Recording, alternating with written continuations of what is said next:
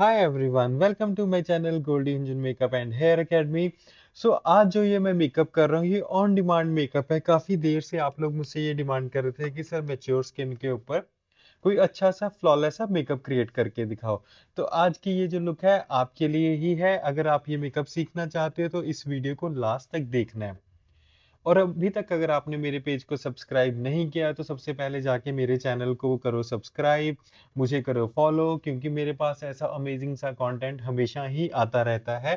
और हम अपने स्टूडेंट्स की जो क्वेरीज हैं उनको भी रिजॉल्व करते हैं और हमेशा कोशिश करते हैं कि जो भी स्टूडेंट्स पूछते हैं उसके अकॉर्डिंगली कुछ कंटेंट लेके आए, कुछ क्लासेस लेके आए।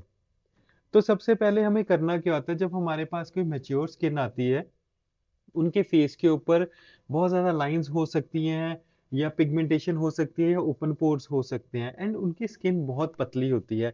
तो ऐसी स्किन के ऊपर काम करने के लिए हमें पहले तो स्किन को एनालिसिस करना होता है कि स्किन ड्राई है, नॉर्मल है या फिर ऑयली है। साथ के साथ वेदर कैसा है, समर है, विंटर है या फिर ऑटम है। तो ये सारी चीज़ें हमें कंसीडर करनी होती है, बट एक मेजर चीज़ होती है जो हम हमेशा ही भूल जाते हैं। हम ये सोचते हैं कि अगर मैच्योर स्किन है तो हल्का सा मेकअप कर दो तो चल जाएगा। बट एक चीज हम ये गलत हमेशा ही करते हैं, ऐसा कभी भी नहीं होता है। आज ये आपको मेकअप लुक सिखाने वाला हूँ। इनकी स्किन जरूर मैच्योर है बट ये आउटफिट बहुत अच्छा सा ब्राइट कलर डाल रहे हैं एंड साथ के साथ इन्होंने मुझे ये भी बोला है कि मुझे मेकअप भी थोड़ा बोल्ड चाहिए एंड ब्राइट चाहिए। नाइट मेकअप मैं इन पे क्रिएट कर रहा हूँ। इस वीडियो में मैं आपको इनकी टेक्निक्स बताऊंगा, इनके लिए जो मैं टेक्निक्स यूज कर रहा हूँ वो बताऊंगा। प्रोडक्ट मैं कोशिश कर रहा हूँ कि आपको साथ के साथ दिखाता जाऊं। बट अगर आपको फिर भी कोई दिक्कत होती है तो आप मुझे कमेंट्स में पूछ सकते हो, क्योंकि जल्दी ही अभी एक मेरी ऑनलाइन क्लास भी आ रही है जिस क्लास में मैं मैच्योर स्किन के ऊपर ही काम करके बताने वाला हूँ, क्योंकि सबको यही दिक्कत आती है कि मैच्योर स्किन को हैंडल कर कैसे करते हैं।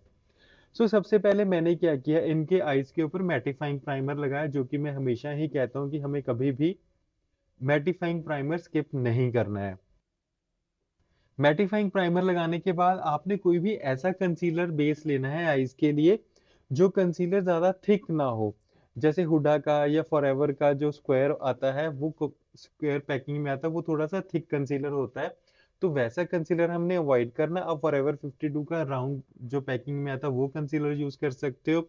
आप नार्स का कंसीलर यूज कर सकते हो। लाइट वेट कंसीलर आपने अप्लाई करना है स्किन को अच्छे से स्ट्रेच करके।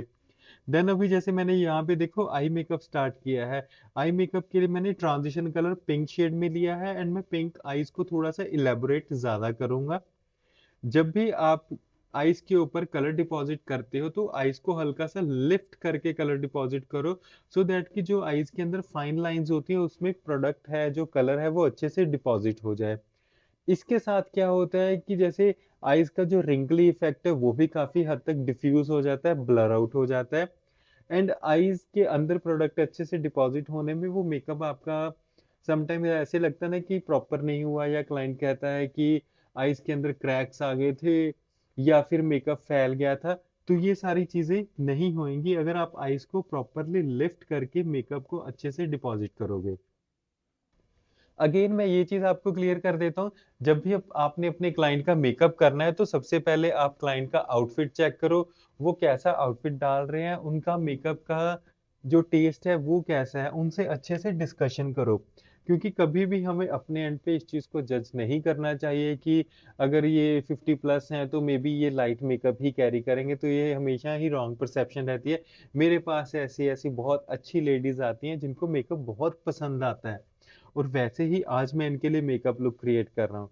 इनसे जब मैंने बात करी तो इन्होंने मुझे बोला कि मुझे थोड़ा सा बोल्ड आई मेकअप ही चाहिए, मुझे नेचुरल बिल्कुल भी मेकअप नहीं चाहिए। एंड साथ के साथ आउटफिट जैसा वैसा सही कलर मैंने इनके लिए चूज किया है आइस के लिए। अब यहाँ पे मैंने ट्रांजिशन कलर लगाया है। ट्रांजिशन कलर लगाने के बाद आइज के आउटर कॉर्नर को थोड़ा सा डेप्थ दिया है। मैंने पिंक कलर का ट्रांजिशन कलर यूज किया है। आउटर कॉर्नर को डेप्थ देने के लिए आप ब्राउन, डीप ब्राउन या फिर पिंक ब्राउन या फिर मूव कलर की हेल्प भी ले सकते हो। रेस्ट डिपेंड करेगा आपके क्लाइंट के आउटफिट के अंदर कलर्स कैसे हैं, कलर की टोन्स कैसी हैं और आपके जो क्लाइंट है उसकी अंडरटोन कैसी है, पिंक है या फिर कूल टोन्स हैं या फिर वार्म टोन्स हैं या येलो हैं।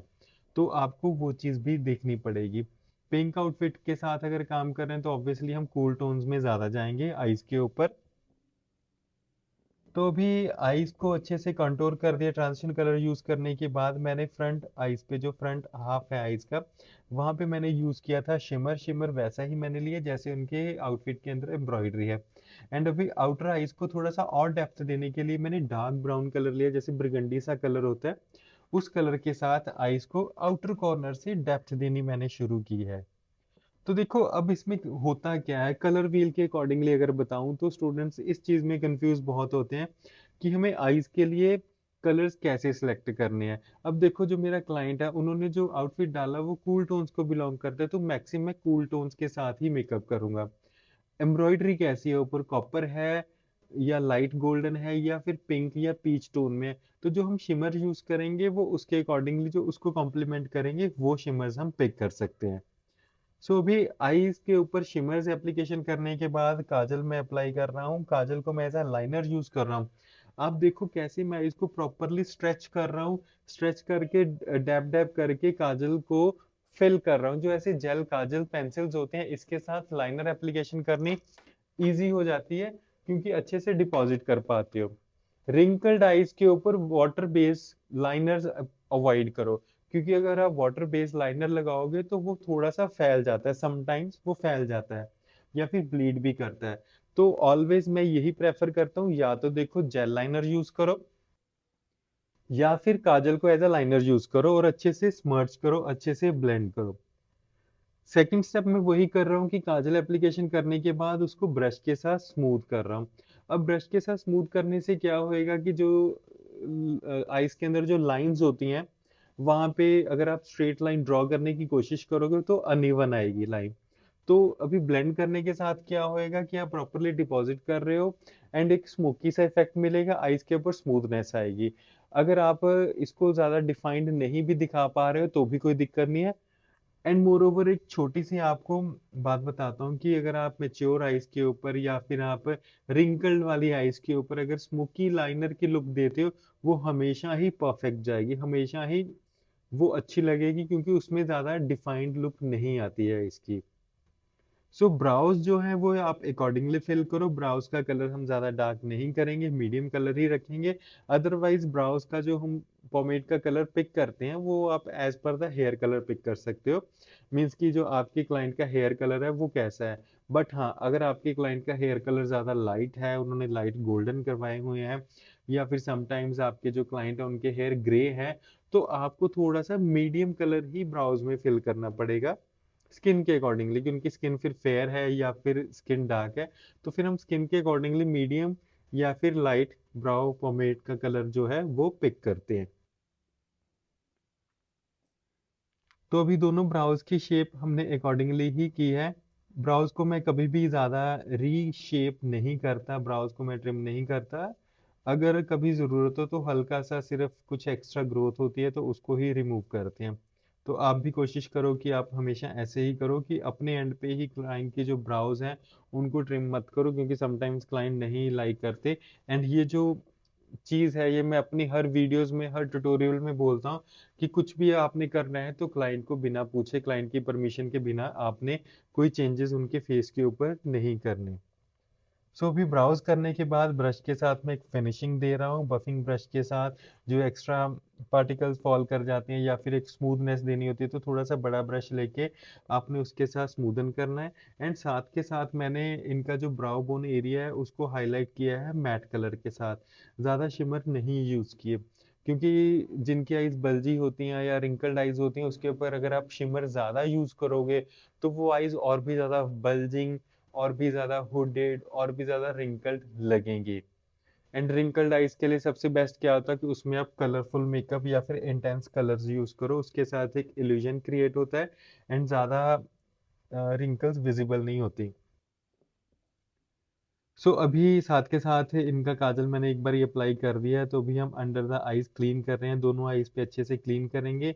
जिनके ऊपर मैं काम कर रहा हूँ, जिनके फेस के ऊपर मैं मेकअप कर रहा हूँ, इनकी स्किन नॉर्मल टू ड्राई है, तो इनकी स्किन को अच्छे से आप हाइड्रेट कर सकते हो। मैं यहाँ पे अच्छे से हाइड्रेट भी करूँगा।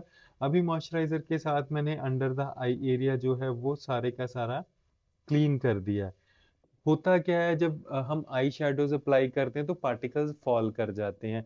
वो कलर वाइज फॉल करते हैं, पिंक कलर है, डार्क कलर है, ब्राउन कलर है, सारे कलर्स फॉल करेंगे।